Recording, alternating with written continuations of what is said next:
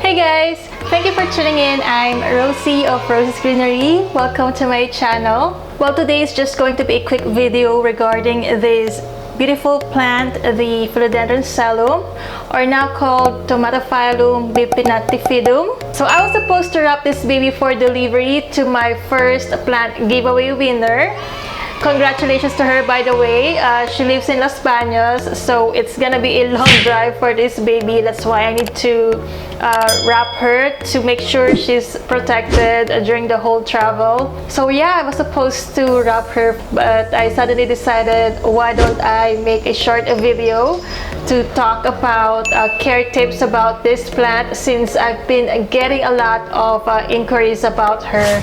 So a quick background about this plant. This is one of the toughest plants out there based from my experience. Well, my two Selloums, they're one of my first ever house plants.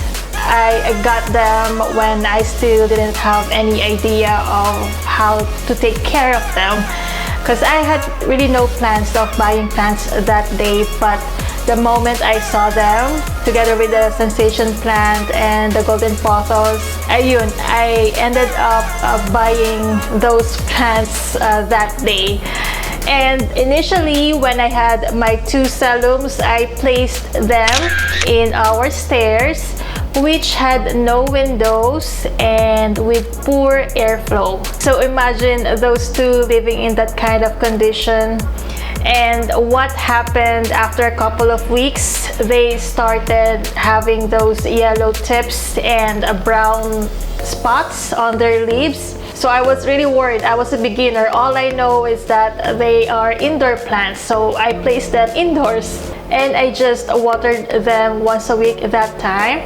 And so what happened, I saw Selloums outside Ayala malls, and I thought, maybe they needed bright light in order for them to thrive. So what I did, I moved my two Selloums up in our shaded roof deck, and surprisingly, they recovered well. Wow! So yeah, that's kind of the story I had with my two Selloums. And now I'm going to give you tips based from my experience in taking care of them. Remember to keep them in a bright spot always. They will thrive under direct sunlight in the morning for maybe a couple of hours. And make sure you keep them under the shade during the afternoon, because based from experience as well, when I had them in direct sunlight all day for a few weeks during last year, they resulted having burnt spots. So I had no choice but to cut all the leaves one by one each week para hindi naman sila mabigla. So yeah, just make sure you keep them away from direct sunlight during the afternoon.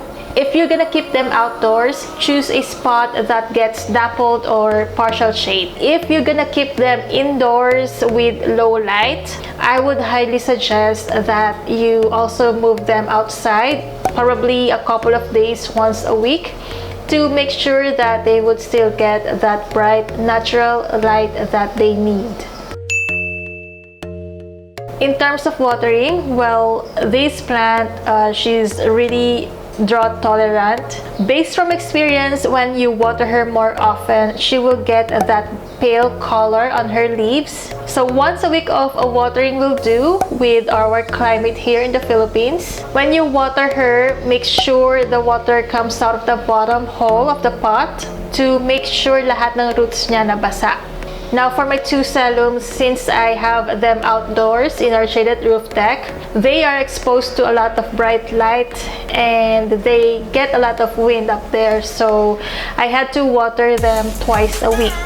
If you have this indoors, once a week watering will do, but I would suggest also that you check first her medium before watering. Chances are your medium is still moist since it doesn't dry out that fast. In terms of humidity, well, she doesn't really require a lot of humidity. I don't actually miss the leaves of my Selloums, so she's not really that sensitive.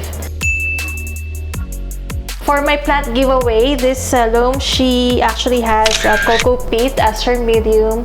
So cocoa peat, they actually hold moisture for a longer time. compared to the normal potting mix, so less watering on this one. As for my two Selloums, well, I have never repotted them since I got them, but their current medium is rice hull.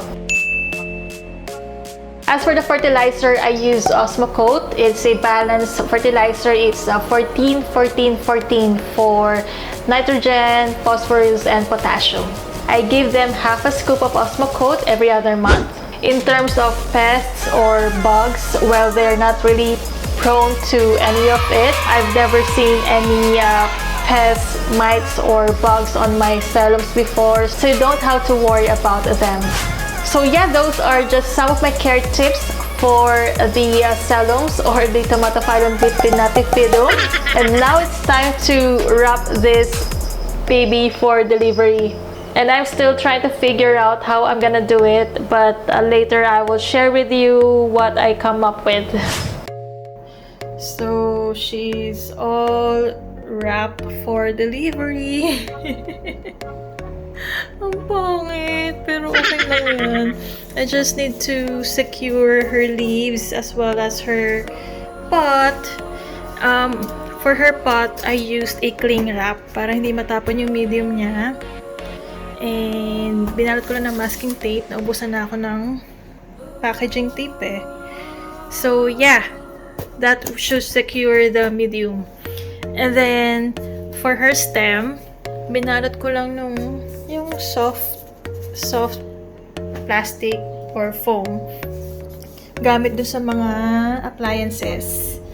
So yeah, and then for the leaves, I secured them with this wrap too, just to make sure, you know, I just gave them their own hoodie.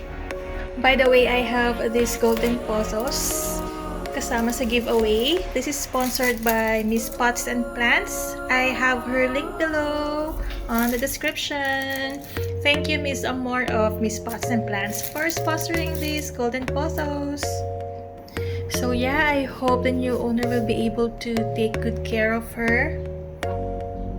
And of course, before I end this video, please hit on like if you like this video. And also hit that subscribe button if you haven't. And also hit that bell icon so you would know once I upload a new video. Thank you for watching, guys, and I'll see you on the next one. Byeers! There she is. Bye-bye, Selloum and golden photos. Bye-bye!